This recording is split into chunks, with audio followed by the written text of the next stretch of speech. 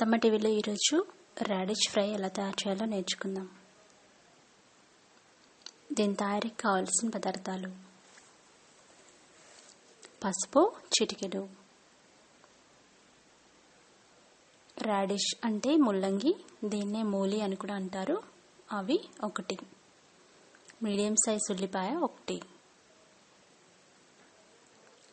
కొత్తిమీర 2 రెమ్మలు, ధనియాల పొడి 2 టీ స్పూన్స్, మిరియాల పొడి 1/2 టీ స్పూన్, నూనె 1/2 టేబుల్ స్పూన్, ఆవాలు 1/2 టీ స్పూన్, అల్లం వెల్లుల్లి పేస్ట్ 1 టీ స్పూన్, ఉప్పు రుచికి సరిపడా,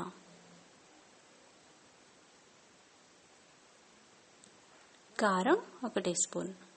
ఇప్పుడు ప్రిపరేషన్స్ చూద్దాం. ముందుగా రాడిష్ని చిన్న చిన్న ముక్కలుగా కట్ చేసి పెట్టుకోండి. అదేవిధంగా ఉల్లిపాయలు కూడా చిన్నగా కట్ చేసి పెట్టుకోండి. స్టవ్ వెలిగించి బాండి పెట్టి వేడి చేయండి. కడాయి వేడైన తర్వాత నూనె వేసి వేడి చేయండి. నూనె వేడైన తర్వాత తాలింపు దినుసులు అంటే ఆవాలు వేసి పేలే వరకు ఉండండి.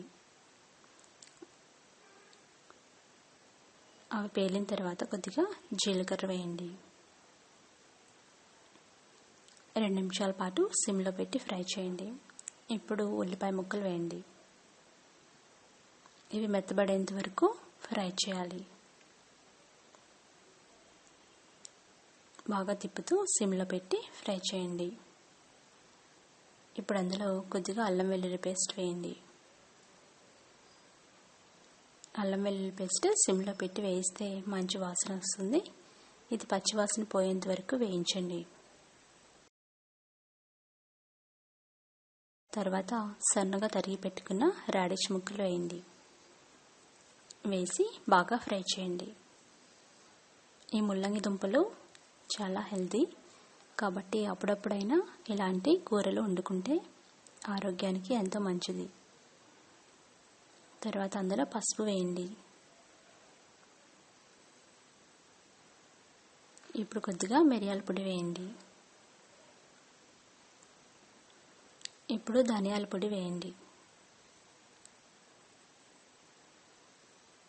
కొద్దిగా కారం కూడా వేయండి.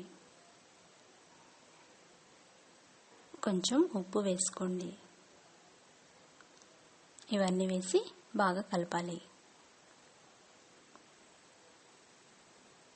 తిప్పుతూ దాదాపు 5 నుండి 7 నిమిషాలు ఫ్రై చేస్తే ఎంత రుచికరమైన కూర రెడీ అవుతుంది.